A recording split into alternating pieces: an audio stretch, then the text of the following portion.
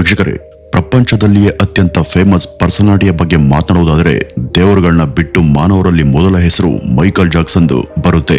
ಅವರು ಒಬ್ಬ ಸುಪ್ರಸಿದ್ಧ ಮ್ಯೂಸಿಷಿಯನ್ ಮತ್ತು ಡ್ಯಾನ್ಸರ್. ಇಂಟರ್ನೆಟ್ ಇಲ್ದಂತ ಕಾಲದಲ್ಲೇ ಜಗತ್ತಿನ ಎಲ್ಲಾ ಕಡೆ ಪರಿಚಿತನಾದಂತ ಒಬ್ಬ ಪರ್ಸನಾಲಿಟಿ ಅಂದ್ರೆ ಅದು ಮೈಕಲ್ ಜಾಕ್ಸನ್ ಮಾತ್ರ.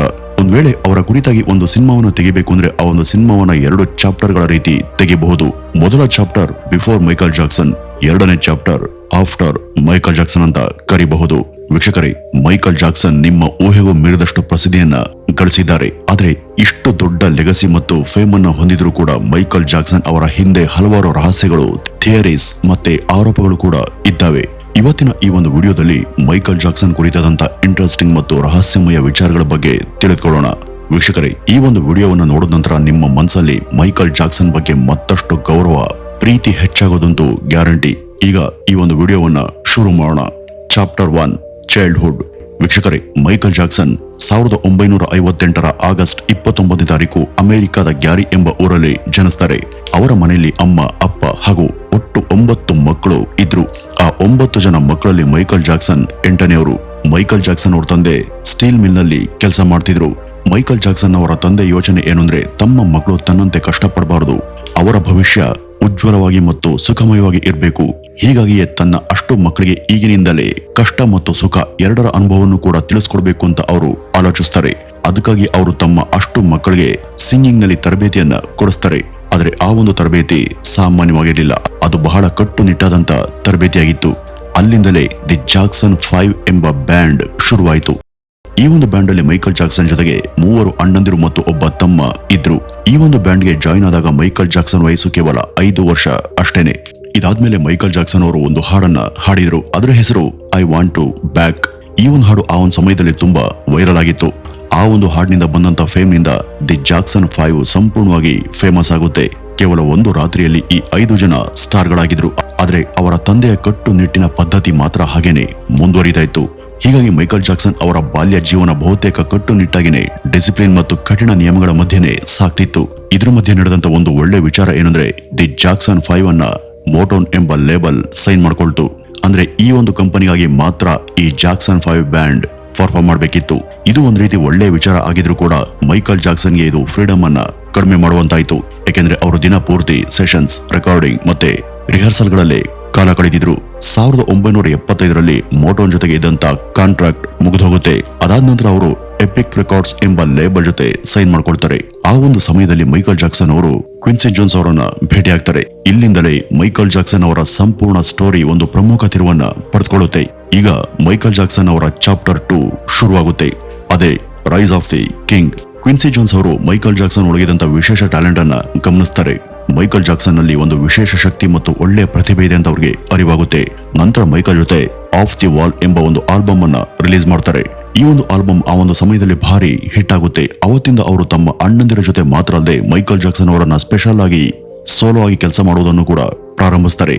ವೀಕ್ಷಕರೇ, ಇದಾದ ನಂತರ ಅವರ ಜೀವನವನ್ನೇ ಬದಲಿಸುವಂತ ಒಂದು ಆಲ್ಬಮ್ ಬರುತ್ತೆ. ಅದೇ ಥ್ರಿಲ್ಲರ್. ಈ ಒಂದು ಹಾಡು ಮತ್ತು ಅದರ ಡ್ಯಾನ್ಸ್ ನ ಸಣ್ಣ ಕ್ಲಿಪ್ ನೋಡಿದ್ರೆ ಸಾಕು ಅದರ ಎಫೆಕ್ಟ್ ಏನು ಅಂತ ಗೊತ್ತಾಗುತ್ತೆ. ಈ ಒಂದು ಆಲ್ಬಮ್ ನ ಮೂಲಕ ಮೈಕಲ್ ಜಾಕ್ಸನ್ ಪ್ರಪಂಚದಲ್ಲಿಯೇ ಗ್ಲೋಬಲ್ ಫೆನಾಮಿನಲ್ ಆಗಿ ಹೊರಹೊಮ್ಮುತ್ತಾರೆ. ಮೈಕಲ್ ಜಾಕ್ಸನ್ ಇದ್ದಕ್ಕಿದ್ದಂತೆ ಒಂದೇ ಕ್ಷಣದಲ್ಲಿಯೇ ಕಿಂಗ್ ಆಫ್ ಪಾಪ್ ಆಗ್ತಾರೆ. ಥ್ರಿಲ್ಲರ್ ಆ ಕಾಲದಲ್ಲಿ ಬೆಸ್ಟ್ ಸೆಲ್ಲಿಂಗ್ ಆಲ್ಬಮ್ ಕೂಡ ಆಗಿತ್ತು. ಆ ಒಂದು ಸಮಯದಲ್ಲಿ ಮೈಕಲ್ ಜಾಕ್ಸನ್ ತಮ್ಮ ಕರಿಯರ್ ನಲ್ಲಿ ಹಿಂದಿರುಗಿ ನೋಡ್ಲೇ ಇಲ್ಲ. ಅವರು ಬಹಳ ಎತ್ತರಕ್ಕೆ ಬೆಳೆದು ನಿಲ್ತಾರೆ. ನಂತರ ಬಂದಂತ ಬ್ಯಾಡ್ ಆಲ್ಬಮ್ ಕೂಡ ಮೈಕಲ್ ಜಾಕ್ಸನ್ಗೆ ಮತ್ತಷ್ಟು ಪ್ರಸಿದ್ಧಿಯನ್ನ ಕೊಡ್ತು. ಈ ರೀತಿ ಅವರ ಹಾಡುಗಳು ತುಂಬಾ ಫೇಮಸ್ ಆಗ್ತಿದ್ದಂತೆ ಹಲವರು ಮೈಕಲ್ ಜಾಕ್ಸನ್ ಅವರನ್ನ ಸ್ಟೇಜ್ ಮೇಲೆ ಪರ್ಫಾರ್ಮ್ ಮಾಡೋದಕ್ಕೆ ಕೇಳ್ಕೊಳ್ತಿದ್ರು. ಅವರು ಸ್ಟೇಜ್ ಮೇಲೆ ಬಂದ್ರೆ ಅವರ ಪ್ರೆಸೆನ್ಸ್ ಬಹಳ ವಿಶೇಷ ಮತ್ತು ಶಕ್ತಿಶಾಲಿಯಾಗಿ ಇರ್ತಾ ಇತ್ತು. ಮೈಕಲ್ ಜಾಕ್ಸನ್ ನನ್ನ ಜೀವನದಲ್ಲಿ ಒಂದ್ಸಾರಿ ನೋಡಿದ್ರೆ ಸಾಕು ಎನ್ನುವಷ್ಟರ ಮಟ್ಟಿಗೆ ಪ್ರಸಿದ್ಧಿಯನ್ನು ಅವರು ಪಡೆದಿದ್ರು. ಆ ಒಂದು ಸಮಯದಿಂದ ಡ್ಯಾನ್ಸ್ ಅನ್ನು ಕೂಡ ಮೈಕಲ್ ಜಾಕ್ಸನ್ ರೋಲ್ ಮಾಡ್ತಿದ್ರು. ಅವರ legendary 60 degree stunt, moon walk, ಇಂಥ ಸ್ಟೆಪ್ಸ್ ಇವತ್ತು ಡ್ಯಾನ್ಸರ್ಗಳು ಹುಚ್ಚೆದ್ದು ಮಾಡ್ತಾನೆ ಇರ್ತಾರೆ. ಅದೊಂದು ರಿಮಾರ್ಕಬಲ್ ಲೆಗಸಿ ಅಂತಾನೆ ಹೇಳಬಹುದು. ಪ್ರಪಂಚದಲ್ಲಿ ಇವತ್ತಿನವರೆಗೂ ಕೂಡ ಈ ಒಂದು ಡ್ಯಾನ್ಸ್ ಸ್ಟೈಲ್ ಮುಂದುವರಿತಾನೆ ಇದೆ. ಒಂದ್ಸಾರಿ ಮೈಕಲ್ ಜಾಕ್ಸನ್ ಅವರು ಸೂಪರ್ ಬೌಲ್ ಹಾಫ್ ಟೈಮ್ ನಲ್ಲಿ ಮಾಡಿದಂತಹ ಪರ್ಫಾರ್ಮೆನ್ಸ್ ಆ ಒಂದು ಇವೆಂಟ್ ನ ಇತಿಹಾಸವನ್ನೇ ಬದಲಿಸಿತ್ತು. ಯಾವತ್ತೂ ಇಲ್ಲೇ ಇರುವಷ್ಟು ವ್ಯೂವರ್ಶಿಪ್ ಆ ಒಂದು ಸಮಯದಲ್ಲಿ ಮೈಕಲ್ ಜಾಕ್ಸನ್ ನ ಕಾರಣದಿಂದ ಬಂದಿತ್ತು. ಹೀಗಾಗಿ Michael Jackson top of the world ನಲ್ಲಿ ಕುಳಿತಂತೆ ಆಗ್ಬಿಡ್ತಾರೆ. ಆದ್ರೆ ಪ್ರತಿಯೊಂದು ಕಥೆಯಲ್ಲೂ ಸಂತೋಷ ಇದ್ದ ಹಾಗೆ ದುಃಖ ಕೂಡ ಇರುತ್ತೆ. ಈ ಒಂದು ಕಥೆಯಲ್ಲೂ ಕೂಡ ದುಃಖದ ಭಾಗ ಇದೆ. ಅದೇ ಚಾಪ್ಟರ್ 3, ವೀಕ್ಷಕರೇ, ಮೈಕಲ್ ಜಾಕ್ಸನ್ ಅವರನ್ನ ಹೆಚ್ಚು ಸುತ್ತಕೊಂಡ ಮತ್ತು ಹಿಂಬಾಲಿಸಿದಂತ ವಿಚಾರ ಅಂದ್ರೆ ಅವರ ಅಪಿಯರೆನ್ಸ್, ಅವರು ಕಾಣುವಂತ ವಿಧಾನ. ಅವರು ತಮ್ಮ ಬ್ರೌನ್ ಸ್ಕಿನ್ ಇಂದ ವೈಟ್ ಸ್ಕಿನ್ ಆಗಿ ಬದಲಾದದ್ದು. ಈ ಎರಡು ಫೋಟೋಗಳನ್ನ ನೋಡಿದ್ರೆ ನಿಮ್ಗೆ ಮೈಕಲ್ ಜಾಕ್ಸನ್ ಅವರ ಅಪಿಯರೆನ್ಸ್ ಕಾಲಕ್ರಮೇಣ ಎಷ್ಟು ಬದಲಾಗಿದೆ ಅನ್ನೋದು ಗೊತ್ತಾಗುತ್ತೆ. ಅಮೆರಿಕದಂತ ದೇಶಗಳಲ್ಲಿ ಸ್ಕಿನ್ ಕಲರ್ ಕೂಡ ಒಂದು ಪ್ರಮುಖ ವಿಷಯ. ಹಾಗಾಗಿ ಮೈಕಲ್ ಜಾಕ್ಸನ್ ಅವರ ಚರ್ಮದ ಬಣ್ಣ ಬದಲಾಗ್ತಿದ್ದಂತೆ ಅನೇಕ ಕಾಂಟ್ರವರ್ಸಿಗಳು ಕೂಡ ಹುಟ್ಕೊಂಡ್ವು. ಇಷ್ಟೇ ಅಲ್ಲದೆ ಅವರ ಕೂದಲು ಅಂದ್ರೆ ಹೇರ್ ಸ್ಟೈಲ್ ಕೂಡ ಬಹಳ ಬದಲಾಗಿತ್ತು. ಇದರಿಂದ ಆ ಒಂದು ಸಮಯದಲ್ಲಿ ದೊಡ್ಡ ಮಟ್ಟದ ವಿವಾದಗಳು ಕೂಡ ಸೃಷ್ಟಿಯಾಗಿದ್ವು. ಈ ಒಂದು ವಿಷಯದ ಬಗ್ಗೆ ಮೈಕಲ್ ಜಾಕ್ಸನ್ ಹಲವಾರು ಬಾರಿ ಸ್ಪಷ್ಟನೆಯನ್ನ ಕೊಟ್ಟಿದ್ದಾರೆ. ಅವ್ರಿಗೆ ವಿಟಾಲಿಗೋ ಎಂಬ ಒಂದು ರೋಗ ಇತ್ತು.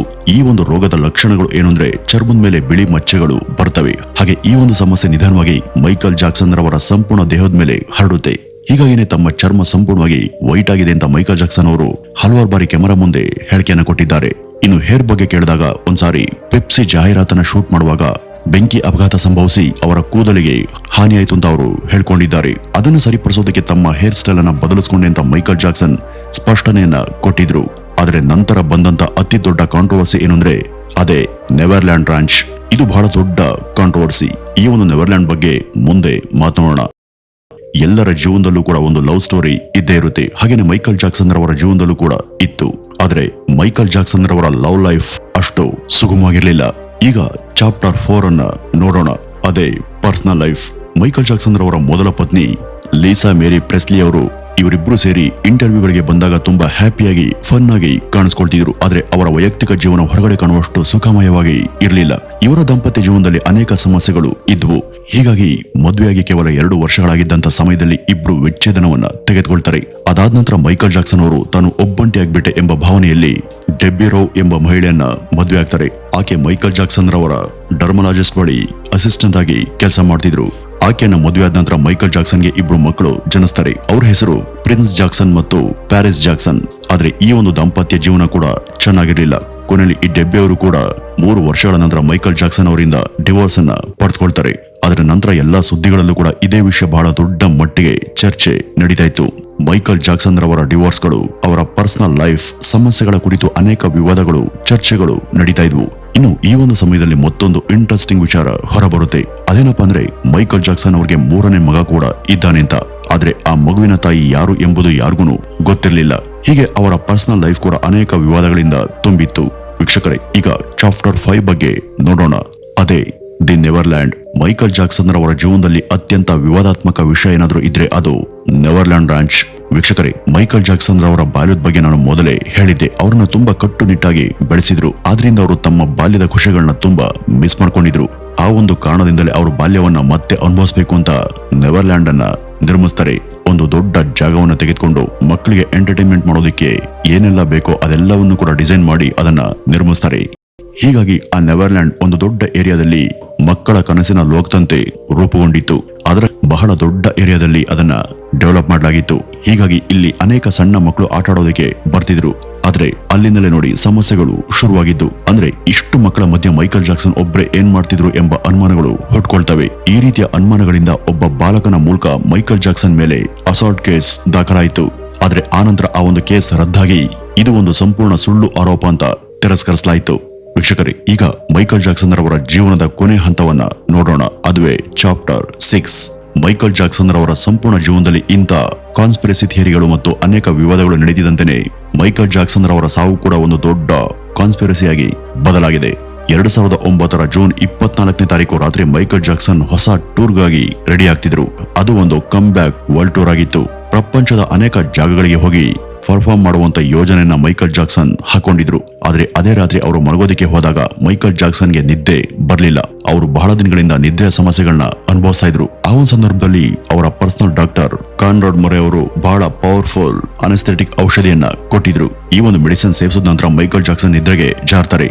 ಆದ್ರೆ ಅವತ್ತು ಮಲಗದಂತ ಮೈಕಲ್ ಜಾಕ್ಸನ್ ಮತ್ತೆ ಯಾವತ್ತೂ ಕೂಡ ಎಚ್ಚರಾಗ್ಲೇ ಇಲ್ಲ.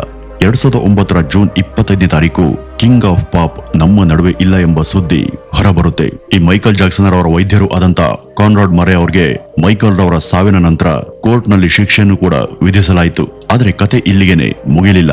ಮೈಕಲ್ ಜಾಕ್ಸನ್ ಅವರ ಅಂತಿಮ ಸಂಸ್ಕಾರ ನಡೆಯುವಂತ ದಿನ ಅವರ ಕಫಿನ್ ನೋಡಿದಂತ ಎಲ್ರಿಗೂ ದೊಡ್ಡ ಶಾಕ್ ಉಂಟಾಗಿತ್ತು. ಆ ಒಂದು ಶವ ಪೆಟ್ಟಿಗೆಯಲ್ಲಿ ಇದ್ದದ್ದು ನಿಜವಾಗಿಯೂ ಮೈಕಲ್ ಜಾಕ್ಸನ್ ಅಲ್ಲ ಎಂಬ ರೀತಿಯ ಅನುಮಾನಗಳು, ವದಂತಿಗಳು ಹರಡೋದಕ್ಕೆ ಶುರುವಾಗ್ತವೆ.